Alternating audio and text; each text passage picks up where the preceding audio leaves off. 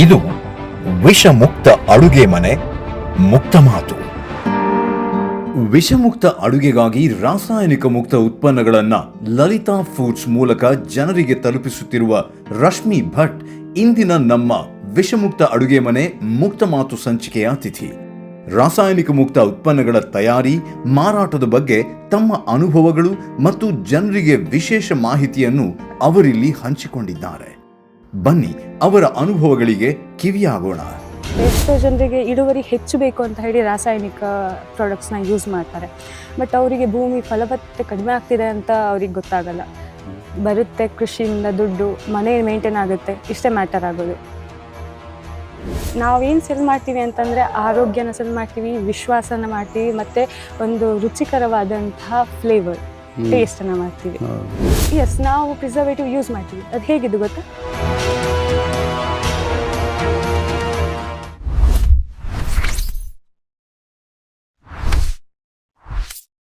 ನಮಸ್ಕಾರ. ವಿಷಮುಕ್ತ ಅಡುಗೆ ಮುಕ್ತ ಮಾತು ಸರಣಿಯ ಈ ಸಂಚಿಕೆಗೆ ನಿಮ್ಮೆಲ್ಲರಿಗೂ ಕೂಡ ಸ್ವಾಗತ. ನಮ್ಮ ಈ ಸರಣಿಯಲ್ಲಿ ನಾವು ವಿಷಮುಕ್ತ ಅಡುಗೆ ಮನೆಯನ್ನು ಹೇಗೆ ಕಾಣೋದು, ನಮ್ಮ ಮನೆಯ ಅಡುಗೆ ಮನೆಯನ್ನು ಹೇಗೆ ವಿಷಮುಕ್ತವಾಗಿಸೋದು ಅನ್ನೋ ವಿಚಾರವಾಗಿ ಮಾತಾಡ್ತಾ ಹೋಗ್ತಾ ಇದ್ದೀವಿ. ಸೊ ಲಲಿತಾ ಫುಡ್ಸನ್ನು ನಡೆಸ್ತಾ ಇರುವಂಥ ರಶ್ಮಿ ಭಟ್ ಅವರು ನಮ್ಮ ಜೊತೆ ಇದ್ದಾರೆ. ಅವ್ರನ್ನ ಕಾರ್ಯಕ್ರಮಕ್ಕೆ ಸ್ವಾಗತ ಮಾಡೋಣ. Thank you for joining. Thank you sir. ಈ ನಿಮ್ಮ ಬ್ರ್ಯಾಂಡಿಂದನೇ ಶುರು ಮಾಡೋದು ಅಂತಂದರೆ ನಿಮ್ಮಲ್ಲಿ ಎಲ್ಲ ಪ್ರಾಡಕ್ಟ್ಸು ಕೂಡ ನೀವು ಆರ್ಗ್ಯಾನಿಕ್ ಸೋರ್ಸನ್ನೇ ಇದು ಮಾಡಿಕೊಂಡು ಆರ್ಗ್ಯಾನಿಕಲಿ ಅದನ್ನು ನೀವು ಪ್ರಾಸೆಸ್ ಮಾಡೋದು ಕೂಡ. ಸೊ ಈ ಪಾಯಿಂಟ್ ಆಫ್ ವ್ಯೂ ಇಂದ ನೋಡುವಾಗ ಈ ಯೋಚನೆ ಯಾಕೆ ಬಂತು ಮತ್ತು ಇದು ಹೇಗೆ ಇವತ್ತಿಗೆ ಎಷ್ಟು ಇಂಪಾರ್ಟೆಂಟ್? ಆ್ಯಕ್ಚುಲಿ ಯೋಚನೆ ಬಂದಿದ್ದು, ನಾನು ಬ್ಯಾಂಗ್ಳೂರಲ್ಲಿದ್ದೆ, 3 years ಬ್ಯಾಂಗ್ಳೂರಲ್ಲಿದ್ದೆ. ಆವಾಗ ನಾನು ರೋಡ್ ಸೈಡೆಲ್ಲ ನಾರ್ಮಲಾಗಿ ಬ್ಯಾಂಗ್ಳೂರಲ್ಲಿ ಅದೇ ಫೇಮಸ್, ರೋಡ್ ಸೈಡ್ ಫುಡ್ ಅಂದರೆ ಹಿಂಗಿರುತ್ತೆ, ಚೆನ್ನಾಗಿರುತ್ತೆ ಅಂತ. ಫಸ್ಟ್ ಆಫ್ ಆಲ್ ಅವ್ರು ಹೈಜಿನಿಕಲಿ ಮೇಂಟೈನ್ ಮಾಡ್ತಿರ್ಲಿಲ್ಲ. ಆ್ಯಂಡ್ ನಾನು ಹೋದ ಕಡೆ ಹೇಗಿತ್ತು ಅಂತಂದರೆ ಟೇಸ್ಟ್ ರ್ಯಾಂಡಮ್ ಆಗಿ ಚೇಂಜ್ ಆಗ್ತಾಯಿತ್ತು. ಮತ್ತು ಕೆಲವೊಂದು ಸಲ ಹೇಳಿದಾಗ ಇಲ್ಲ ಡಿಸ್ಟ್ರಿಬ್ಯೂಟರ್ ಚೇಂಜ್ ಆಗಿದ್ದಾರೆ, ಅದು ಇದು ಅಂತೆಲ್ಲ ಬರ್ತಾಯಿತ್ತು. ಸೊ ಅದು ಫುಡ್ ಹೇಗೆ ಅಡಿಕ್ಟ್ ಆಗಿತ್ತು ನನಗೆ ಅಂತಂದರೆ, ಅಲ್ಲಿ ಹೋಗಿ ತಿನ್ನೋ ಚೆನ್ನಾಗಿರುತ್ತೆ ಅಂತ. ಅದರಲ್ಲಿ ಟೇಸ್ಟಿಂಗ್ ಪೌಡರ್ ಹಾಕಿದಾರೋ ಏನೋ ಅದು ನನಗೆ ಬೇಡ, ಹೆಂಗೆ ತಿಂದಿದ್ದೀನಿ ಅಷ್ಟೇ ಮ್ಯಾಟರ್ ಆಗ್ತಿತ್ತು. ಅಲ್ಲಿಂದ ಮನೆಗೆ ವಾಪಸ್ ಬಂದಮೇಲೆ CA ಓದ್ತಾ ಇದ್ದೆ, ಸ್ಟಡೀಸ್ಗೆ ಅಂತ ಮನೆಗೆ ಬಂದಮೇಲೆ ಅಮ್ಮ ಮಾಡಿಕೊಡೋ ಅಡುಗೆ ಡಿಫ್ರೆಂಟಾಗಿ ಫೀಲ್ ಆಯಿತು. ಏನೋ ಡಿಫ್ರೆನ್ಸ್ ಇದೆ, ನಾವು ಯಾಕೆ ಟ್ರೈ ಮಾಡಬಾರ್ದು ಅಂತ. ಅಮ್ಮ ಮೊದಲು ಬ್ಯಾಂಕಲ್ಲಿ ಎಂಪ್ಲಾಯಿ ಆಗಿದ್ದರು. ನಾವು she is running Lalitha food products, she is the founder. So ಅವ್ರು ಮಾಡೋ ಅಡುಗೆ ನಂಗೆ ತುಂಬ ಇಷ್ಟ ಆಗೋ ಕಾರಣ ಇದು ಮಾಡಬಾರ್ದಾ ಅಂತ ಅವರಿಗೂ ಯೋಚನೆ ಇದ್ದ ಕಾರಣ ಇದು ಸ್ಟಾರ್ಟ್ ಆದದ್ದು. ಮತ್ತು ಇವಾಗ ನಮ್ಮ ಪ್ರಾಡಕ್ಟ್ಸಲ್ಲಿ ಹೇಗೆ ಅಂತಂದರೆ ಪ್ರಿಸರ್ವೇಟಿವ್ಸ್ ಒಂದು ಸ್ವಲ್ಪನೂ ಇರಲ್ಲ. ನಾವು ಸೋರ್ಸಿಂಗ್ ಮಾಡೋದು ಆರ್ಗ್ಯಾನಿಕಲಿ ಗ್ರೋನ್, ಅಂದರೆ ಯಾವ್ದು ಸಾವಯವ ಕೃಷಿಯನ್ನು ನಂಬ್ಕೊಂಡಿರ್ತಾರಲ್ಲ ಅವರಿಂದ. ಸಾವಯವ ಕೃಷಿಯನ್ನೇ ಹೇಗೆ ಮಾಡ್ತಾರೆ ಅಂತ ನೀವು ಕೇಳಿದ್ರೆ, ಲೈಕ್ ಅದಕ್ಕೆ ಗೌರ್ಮೆಂಟಿಂದ ಸರ್ಟಿಫಿಕೇಷನ್ಸ್ ಎಲ್ಲ ಇರುತ್ತೆ, ಜೈವಿಕ್ ಭಾರತ್ ಅಂತ. ಅದನ್ನು ಫಾರ್ಮರ್ಸ್ ತೊಗೊಳ್ಬೋದು, ಬಟ್ ಸ್ವಲ್ಪ ಕಾಸ್ಟ್ಲಿ ಆಗುತ್ತೆ. ಅದು ನೋಡ್ಕೊಂಡು ತೊಗೊಳ್ಬೇಕಾಗತ್ತೆ. ಅದು ಜನರಿಗೆ ಅವೇರ್ನೆಸ್ ಗೊತ್ತಿಲ್ಲ. ಕಾಸ್ಟ್ಲಿ ಯಾಕಾಗುತ್ತೆ? ಅದರದ್ದು ಸರ್ಟಿಫಿಕೇಷನ್, ವೆರಿಫಿಕೇಷನ್ ಚಾರ್ಜಸ್ ಅಂತೆಲ್ಲ ಇರುತ್ತೆ. ರಿಜಿಸ್ಟರ್ ಆಗಬೇಕು ಫಸ್ಟ್ಗೆ, ಬಂದು ಸಾಯಿಲ್ ಟೆಸ್ಟ್ ಮಾಡ್ತಾರೆ, ಮತ್ತು ವರ್ಷಕ್ಕೆ ಇಷ್ಟು ಅಂತ ಅವರದೊಂದು ಫೀಸ್ ಇರುತ್ತೆ. ಅದನ್ನು ಮಾಡಿ ಕಳೆದ ಒಂದು 10 ವರ್ಷದ ಅಥವಾ ಒಂದು 20 ವರ್ಷದಲ್ಲಿ ಇದೀಗ ಡೆವಲಪ್ಮೆಂಟ್ ನಿಧಾನಕ್ಕೆ ಆಗ್ತಾ ಇದೆ ಅಂತ ನೋಡೋದಾದರೆ ಎಷ್ಟು ಜನ ಇದಕ್ಕೆ ಬದಲಾಗಿದ್ದಾರೆ ಮತ್ತು ಎಷ್ಟು ಸುಲಭ ಇದು? ಸುಲಭ ಅಂತ ನಾನು ಹೇಳಲ್ಲ, ಬಿಕಾಸ್ ಎಷ್ಟೋ ಜನರಿಗೆ ಇಳುವರಿ ಹೆಚ್ಚು ಬೇಕು ಅಂತ ಹೇಳಿ ರಾಸಾಯನಿಕ ಪ್ರಾಡಕ್ಟ್ಸ್ನ ಯೂಸ್ ಮಾಡ್ತಾರೆ. ಬಟ್ ಅವರಿಗೆ ಭೂಮಿ ಫಲವತ್ತತೆ ಕಡಿಮೆ ಆಗ್ತಿದೆ ಅಂತ ಅವ್ರಿಗೆ ಗೊತ್ತಾಗಲ್ಲ. ಬರುತ್ತೆ ಕೃಷಿಯಿಂದ ದುಡ್ಡು, ಮನೆ ಮೇಂಟೈನ್ ಆಗುತ್ತೆ, ಇಷ್ಟೇ ಮ್ಯಾಟರ್ ಆಗೋದು. ಕೆಲವೊಬ್ರು ಇವಾಗ ನ್ಯಾಚುರಲ್ ಆಗಿ ಮನೆಗೆ ಅಷ್ಟು ಇನ್ವೆಸ್ಟ್ ಮಾಡೋಷ್ಟು ಇರಲ್ಲ ಅವ್ರ ಹತ್ರ. ಬಟ್ ಅವರು ಆರ್ಗ್ಯಾನಿಕಲಿ ಅಂದರೆ ಸಗಣಿ ಗೊಬ್ಬರ ಯೂಸ್ ಮಾಡ್ತಾರೆ, ಕಡಿಮೆ ಇಳುವರಿಗೂ ಕೂಡ ಓಕೆ ಅಂತ ಹೇಳ್ತಾರೆ. ಅಂಥವರು ನೋಡ್ಕೋಬೋದು. ಮತ್ತು ತುಂಬ ಟ್ರಾನ್ಸ್ಪರೆಂಟ್ ಆಗಿ ನಡೀತಾ ಇದೆ. ಟ್ರಾನ್ಸ್ಪರೆಂಟ್ ಆಗಿ ಅಂದರೆ ನಡೀತಾ ಇದೆ, ಅದು ನಾವೇನು ಹೇಳೋಕ್ಕಾಗಲ್ಲ. No comments on that, because ನಾವು ಕೂಡ ಇವಾಗ ಜಸ್ಟ್ ಅದಕ್ಕೆ ಎಂಟರ್ ಆಗ್ತಿದ್ದೀವಿ. ನಾವು ಮಾಡ್ತಾ ಇರೋದು, ನಾವೇನು ಸೆಲ್ ಮಾಡ್ತೀವಿ ಅಂತಂದರೆ ಆರೋಗ್ಯನ ಸೆಲ್ ಮಾಡ್ತೀವಿ, ವಿಶ್ವಾಸನ ಮಾಡ್ತೀವಿ, ಮತ್ತು ಒಂದು ರುಚಿಕರವಾದಂತಹ ಫ್ಲೇವರ್, ಟೇಸ್ಟನ್ನು ಮಾಡ್ತೀವಿ. ಮತ್ತು ನಾವು ಪ್ರಿಸರ್ವೇಟಿವ್ ಯೂಸ್ ಮಾಡ್ತೀವಿ. ಅದು ಹೇಗಿದ್ದು ಗೊತ್ತಾ? Natural preservatives. ಎಕ್ಸಾಕ್ಟ್ಲಿ. ನೀವು ಇವಾಗ ನೋಡ್ಬೋದು, ಕೆಲವೊಂದು ಪ್ರಾಡಕ್ಟ್ ಜನರು ತಗೊಳ್ತಾರೆ, ಅದರೊಳಗೆ ಏನಿದೆ ಅಂತ ಓದಲ್ಲ. ಅದು ನೀವು ನೋಡ್ಬೋದು, ಮೆನ್ಷನ್ ಮಾಡಿರ್ತಾರೆ. ಈ ಥರ FSSAI ರೂಲ್ಸ್ ಪ್ರಕಾರ ಮೆನ್ಷನ್ ಮಾಡಿರ್ತಾರೆ, ಬಟ್ ಯಾರು ನೋಡಲ್ಲ. ನೋಡಿದ್ರು ಅರ್ಥ ಆಗೋ ಚಾನ್ಸಸ್ ಕಮ್ಮಿ. ಗೂಗಲ್ ಮಾಡಿದ್ರೆ ಸಿಗುತ್ತೆ ಅದ್ರ ಬಗ್ಗೆ. ಅಷ್ಟು ಮಾಡುವಷ್ಟು ಯಾರಿಗೂ ತಾಳ್ಮೆ ಇಲ್ಲ. ಅದು ಇವಾಗಿನ ಜನ್ರೇಷನ್ಗೆ ಸ್ವಲ್ಪ ಕಾಣ್ತಾ ಇದೆ. ನನ್ನ ಜನರೇಷನ್ ಅದನ್ನೇ ಕೇಳೋದಕ್ಕೆ ಬಂದೆ. ಅದೇ ನಮ್ಮ ಜನ್ರೇಷನ್ ಅವರು ಸ್ವಲ್ಪ ನ್ಯೂಟ್ರಿಷಿಯಸ್ ಬಗ್ಗೆ ಕಾನ್ಸಂಟ್ರೇಟ್ ಮಾಡ್ತಿದ್ದಾರೆ, ಯಾವುದನ್ನು ತಿನ್ಬೋದು ಯಾವುದನ್ನು ತಿನ್ಬಾರ್ದು ಅಂತ. ಮೊದಲು ಆಲ್ಕೋಹಾಲ್ ಕನ್ಸಂಪ್ಷನ್ ಹೆಚ್ಚು ಮಾಡ್ತಿದ್ರು ಮಿಲೇನಿಯಲ್ಸ್, ನಾವು ಇವಾಗ ಜೆನ್ಸಿ ನನ್ನ ಇವ್ರು ಮಾಡಿದರೆ ಸ್ವಲ್ಪ ಹೆಲ್ದಿ ಫುಡ್ ಬಗ್ಗೆ ಕನ್ವರ್ಟ್ ಆಗ್ತಾ ಇದ್ದಾರೆ. ಅದಕ್ಕೆ ಪೂರಕವಾದಂಥ ಒಂದು ಎನ್ವೈರ್ಮೆಂಟ್ ಕ್ರಿಯೇಟ್ ಆಗ್ತಿದೆ ಅಂತ ಅನ್ಸುತ್ತಾ? ದೊಡ್ಡ ದೊಡ್ಡ ಸಿಟೀಸಲ್ಲಿ ಆಗ್ತಾ ಇದೆ, ಬಟ್ ಸಣ್ಣ ಸಣ್ಣ ಹಳ್ಳಿಲಿ ಹೇಗೆ ಅಂದರೆ ಇನ್ನೂ ಅದ್ರ ಬಗ್ಗೆ ಅವೇರ್ನೆಸ್ ಇಲ್ಲ. ಅದ್ರ ಬಗ್ಗೆ ಇನ್ನೂ ಅವೇರ್ನೆಸ್ ಬೇಕು. ಈವನ್ ಸ್ಕೂಲ್ ಕಾಲೇಜಸ್ಸಿಂದನೇ ಸ್ಟಾರ್ಟ್ ಮಾಡಿದರೆ ಅದು ಹೆಚ್ಚಾಗಬಹುದು. ನಿಮ್ಮ ಪ್ರಾಡಕ್ಟ್ ಆಗಲಿ ಅಥವಾ ಈ ರೀತಿ ಆರ್ಗ್ಯಾನಿಕಲಿ ಪ್ರೊಡ್ಯೂಸ್ಡ್ ಪ್ರಾಡಕ್ಟ್ಸ್ ಏನಿರುತ್ತೆ ಅಥವಾ ಪ್ರಾಸೆಸ್ಡ್ ಆರ್ಗ್ಯಾನಿಕಲಿ ಇರುವಂಥದ್ದು, ಅದು ಕಂಪ್ಯಾರಿಟಿವ್ಲಿ ಅಂದರೆ ಕಾಸ್ಟ್ ವೈಸ್ ಹೇಗೆ ವರ್ಕೌಟ್ ಆಗುತ್ತೆ? ಅದು ಉಳಿದ ಈಗ ಮಾಸ್ ಪ್ರೊಡ್ಯೂಸ್ಡ್ ಇರ್ಬೋದು, ಆ ಥರದ್ದು ಕಂಪೇರ್ ಮಾಡಿದರೆ ಯಾವ ಥರ ವ್ಯತ್ಯಾಸಗಳಿರುತ್ತೆ ಮತ್ತು ತುಂಬ ಎಂಟ್ರಿ ಲೆವೆಲ್ ಕನ್ಸ್ಯೂಮರ್ಸ್ಗೆ ಹೇಗೆ ರೀಚ್ ಆಗೋದು? ಇದ್ರ ಬಗ್ಗೆ ನನ್ನದು ಒಂದು ಒಳ್ಳೆ ಎಕ್ಸಾಂಪಲ್ ಇದೆ ನನಗಾಗಿರೋದು. ಇದು ನೆಗೆಟಿವ್ ಇಂಪ್ಯಾಕ್ಟ್ ಬೀಳುತ್ತೋ ಪಾಸಿಟಿವ್ ಗೊತ್ತಿಲ್ಲ. ನಾನು ನನ್ನ ಪ್ರಾಡಕ್ಟ್ ಆರ್ಗ್ಯಾನಿಕನ್ನು ತೊಗೊಂಡು ಇಲ್ಲೇ ಒಂದು ದೊಡ್ಡ ಶಾಪ್ ಇರ್ಬೋದು, ದೊಡ್ಡ ಶಾಪ್ ಅಂತಲೇ ಮೆನ್ಷನ್ ಮಾಡ್ತೀವಿ, ಅಲ್ಲಿ ಹೋದ ತಕ್ಷಣ ಅವ್ರು ಕೇಳಿದ್ದಿಲ್ಲ, ನಾನು ಯಾಕೆ ಈ ಪ್ರಾಡಕ್ಟ್ನ ಇಡ್ಲಿ, ಇದು ನನ್ನ ಮನೆ ಯೂಸಿಗಲ್ಲ, ಕಾಸ್ಟ್ಲಿ ಇದೆ, ಮನೆ ಯೂಸ್ಗಲ್ಲ, ನಾನು ಸೇಲ್ ಮಾಡೋಕ್ಕೆ ಅಂತ ಇಡ್ತೀನಿ. ಜನರು ಬರಲ್ಲ, ಕಮ್ಮಿ ಇರೋ ಪ್ರಾಡಕ್ಟ್ನ ತೊಗೊಂಡು ಕಮ್ಮಿ ಪ್ರೈಸ್ ಇರೋ ಪ್ರಾಡಕ್ಟ್ನ ತೊಗೊಂಡಿರ್ತಾರೆ, ನಾನು ಮನೆ ಯೂಸಿಗೆ ಮಾಡಲ್ಲ ಅಂತ ಅವ್ರು ಹೇಳ್ತಿದ್ದಾರೆ. ಬಟ್ ಅವರ ಮನೆಗೆ ಅಂತ ನೋಡಿದಾಗ ಅವರು ಅಂಥದ್ದೇ ಪ್ರಾಡಕ್ಟ್ನ ನೋಡೋದು. ಇದು ಎಲ್ಲ ವ್ಯಾಪಾರಿಗಳ ಮೈಂಡ್ಸೆಟ್ಟಲ್ಲೂ ಬರಬೇಕು. ರೀಟೇಲರ್ಸ್, ಡಿಸ್ಟ್ರಿಬ್ಯೂಟರ್ಸ್ ಅಂತ ಇರ್ತಾರಲ್ಲ, ಅವರ ಮೆಂಟಾಲಿಟಿ ಬರಬೇಕು. ಏನಕ್ಕೆಂದರೆ ಅವರ ಮನೆಗೋಸ್ಕರ ಅವ್ರು ತೊಗೊಳ್ಲಿಕ್ಕೆ ರೆಡಿ ಇದ್ದಾರೆ, ಬಟ್ ಅದನ್ನು ಶಾಪಲ್ಲಿಟ್ಟು ಸೆಲ್ ಮಾಡಲಿಕ್ಕೆ ರೆಡಿ ಇಲ್ಲ.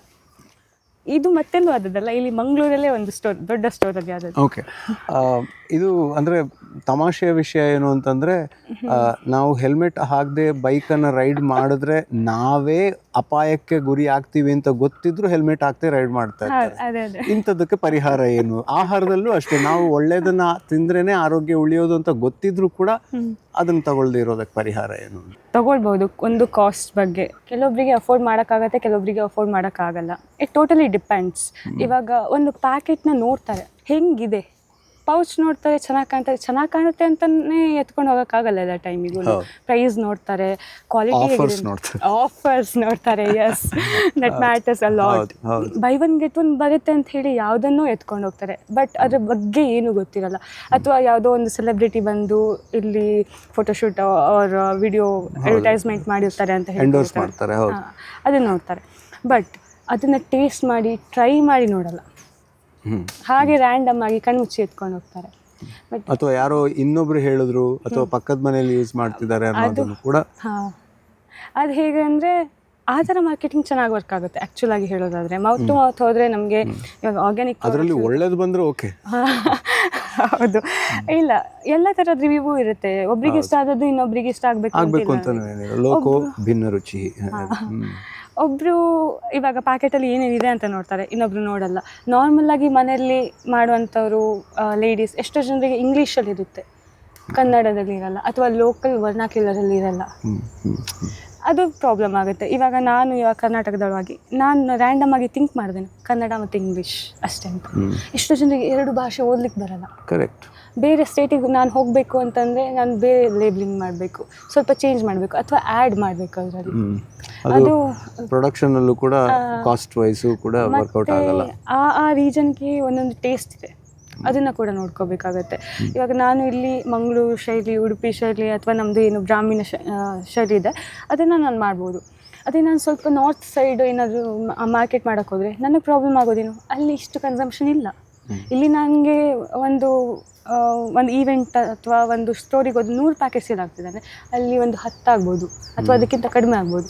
ಬಿಕಾಸ್ ಅಲ್ಲಿ ಫುಡ್ ಕಲ್ಚರ್ ಬೇರೆ ಇದೆ. ಸೊ 3 ವರ್ಷದ ಈ ಪ್ರಯಾಣ ಇದು ನಿಮಗೆ ಇನ್ನಷ್ಟು ಮುಂದೆ ಅಂದರೆ ಯಾವ ಥರ ಮಾಡಬೇಕು ಅಂತ ಉತ್ತೇಜನ ಕೊಟ್ಟಿದೆಯಾ, ಅಥವಾ ನಿಮಗೆ ಇದರಲ್ಲಿ ಆದಂತಹ ಲರ್ನಿಂಗ್ಸ್ ಏನು ಅಥವಾ ಸಫರಿಂಗ್ಸ್ ಏನು, ಬ್ರೀಫಾಗಿ ಹೇಳೋದಾದ್ರೆ? ಫಸ್ಟ್ ಸಫರಿಂಗ್ಸೇ ಹೆಚ್ಚು ನಾನು ಹೇಳೋಕ್ಕೆ ಇಷ್ಟಪಡ್ತೀನಿ. ಬಿಕಾಸ್ ಎಷ್ಟೋ ಸ್ಲೀಪ್ಲೆಸ್ ನೈಟ್ಸ್ ಇದೆ. ನಾವು ಪ್ರತಿಯೊಂದು ಕೂಡ ಒಂದೊಂದು ಇಂಗ್ರೀಡಿಯೆಂಟ್ ನಾನು ಸೋರ್ಸ್ ಮಾಡುವಾಗ ಎಷ್ಟೋ ಸಲ ಜೈವಿಕ್ ಭಾರತ್ ಸರ್ಟಿಫೈಡ್ ಸಿಕ್ಕಿಲ್ಲ. ನಾನು ಫಸ್ಟಿಗೆ ನಮ್ಮದು ಅಮೆಝಾನಲ್ಲಿದೆ, ಇಂಡಿಯಾ ಮಾರ್ಟಲ್ಲಿದೆ, ಎಕ್ಸ್ಪೋರ್ಟರ್ಸ್ ಇಂಡಿಯಾದಲ್ಲಿದೆ, ಹಾಗೆ ಉಡಾನ್ ಅಂತ ಆ್ಯಪ್ ಇದೆ ಗೌರ್ಮೆಂಟ್ದು, ಅದರಲ್ಲಿದೆ. ಜೆಮ್ ಅಂತ ಗೌರ್ಮೆಂಟ್ ಪ್ರೊಕ್ಯೂರ್ಮೆಂಟ್ ಮಾಡ್ತಾರೆ, ಅವರಲ್ಲಿ ಕೂಡ ನಾವು ಬಲ್ಕ್ ಸಪ್ಲೈ ಮಾಡ್ತೀವಿ. ಅಮೆಝಾನಲ್ಲಿ ಪ್ರಾಡಕ್ಟ್ ಅವೈಲೇಬಲ್ ಇರೋ ಕಾರಣ ಅಮೆಝಾನ್ದು ಕಮಿಷನ್ ಹೇಗೆ ವರ್ಕ್ ಆಗುತ್ತೆ ಅಂತ ನಂಗೆ ಗೊತ್ತಿರಲಿಲ್ಲ. ಅದು ನನಗೆ ಫಸ್ಟ್ ಚಾಲೆಂಜಿಂಗ್ ಆಗಿತ್ತು.